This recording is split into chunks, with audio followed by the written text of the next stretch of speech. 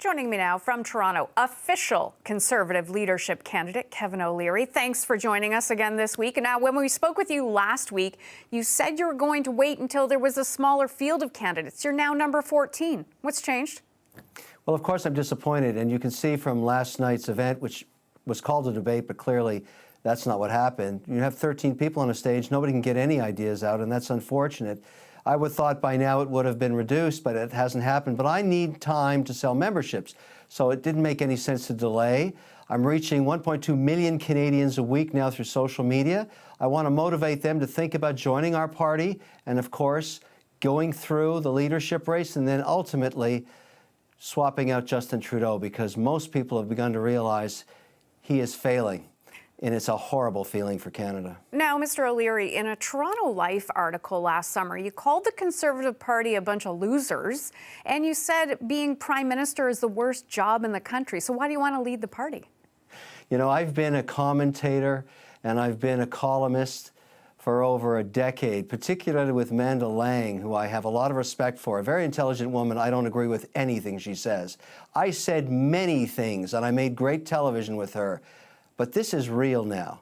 That was not policy. What I'm talking about now is. So how do we know what's real and what isn't then? Well, I've just declared a few hours ago.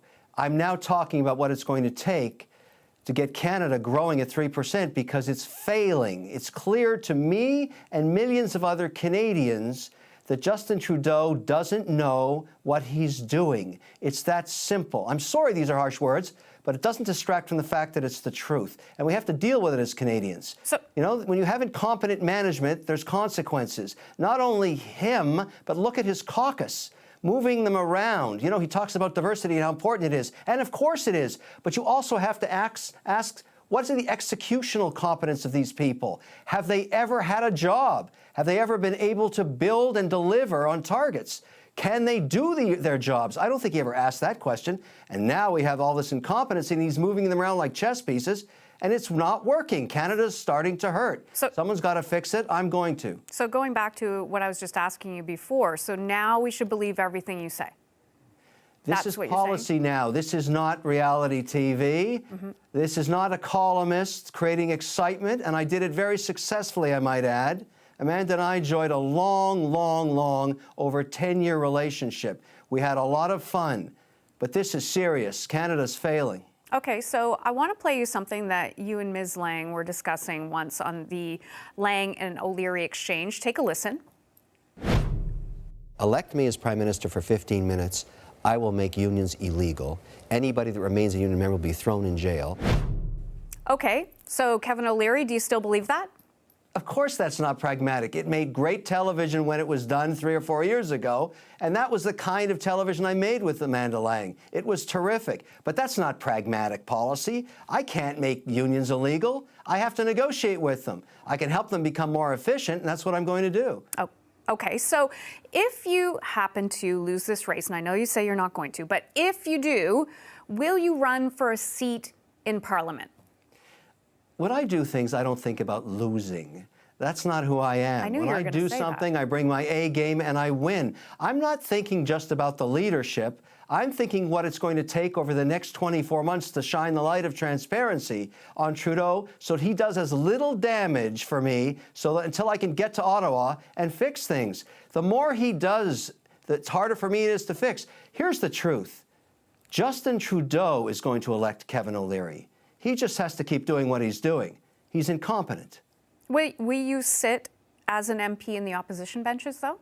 No, that's not my strategy, not at all. What I'm going to be doing, and I've told the caucus this, I'm going to spend every moment I have between now and when we go into the election speaking to Canadians between the ages of 18 and 35. We need to win back 62% of them to get a majority mandate. I've also told the caucus privately, but I'll disclose to you now publicly, if I don't deliver a majority mandate to the Conservative Party, fire me. So fire you, but will you sit as a member of Parliament in the House of Commons? Not at the beginning. That's not a good use of my time. Sitting in Ottawa is not going to help me get those votes back from those millennials. I'm going to go to every college and institution where I can find them draw them out because they know me very, very well. I'm a huge advocate for entrepreneurs, engineers, anybody that has aspirations to build a business in Canada. They know I'm their advocate. They'll come out and we'll talk. Wherever Trudeau goes, I will be there right afterwards interpreting the risk in his policies for those people. I will win them back one by one by one. Why? Because he lied to them. He failed them. They're still living in the basements of their parents' homes looking at the ceiling. You can't deny that. It's a fact. The economy is not growing. It's not working. I am going to de-risk the economy. That's very important. I'm going to unwind everything Trudeau does. I have to. I just want to clarify one thing, Mr. O'Leary. So you're not interested in becoming a member of Parliament? Of course I am. But now's not the time. You have to have a strategy. I told you I'm guaranteeing delivering a majority mandate. I can't do that easily. I've got to work. I've got to go get those votes back. Sitting in the House isn't going to do it. That's no good. I've got to go meet the people. I've got to meet with them and explain how we're going to make this country work for them. There's a riding that's going to be open in the near future, John McCallum's riding. That's great. Not interested? Look, it's just not on my agenda right now. We've already talked about the strategy. I have to go execute it. That's the definition of leadership. Finding great people and asking them to do extraordinary things. That's what I know how to do. And once you build a plan, you execute it. You focus on it and you deliver it. That's what I'm going to be doing for this country. Now, you've said Canada should be energy independent. How are you going to do that? Let me ask you a question. As a professional woman, we spend $12 billion a year buying oil from Saudi Arabia, a country that grows bamboo and then beats women with it. I'm not okay with it, all right? I don't want to send any money to Saudi Arabia. Why would a country... But how will we become energy independent? Is it through Energy Think about the East? problem. The reason we buy Saudi oil in tankers and risk our pristine shorelines is because Justin Trudeau cannot figure out how to get oil where we have it in Alberta to where we need it on the East Coast. But the Conservative... That's the definition of weak leadership. The Conservative leader prior to this, Stephen Harper, didn't get approval for any of the oil lines going out. I'm not worried about the past. I'm talking about the future. I am going to get that done. I know how to do it. Are you interested in Energy East? Is that one of the paths that you're going to take? I'm interested in energy everything. The energy file in Canada is a key component of economic growth. It has been sorely mishandled. It's been almost abused. I'm very proud of this country's resources and all the jobs it creates. You know, all of the policies Trudeau's putting in place, pricing carbon, a huge mistake. We will not ever price carbon that way. We'll simply negotiate with industries in terms of what we want their emissions to be. Remember, Canada is 2.8% of the world GDP and only 1.6% of the emissions. If I shut down every business in this country, every single one, and turned off every light, and we all went and lived in caves with a dog and some beef jerky, it wouldn't make a difference to the emissions in India and China. We need to take our technology and sell it to the Indians and the Chinese. I don't know why we don't have an officer in every embassy that Canada has selling this clean tech. We own it. We developed it. It can create tremendous jobs. But Trudeau never thought of that. So do you believe in a carbon tax?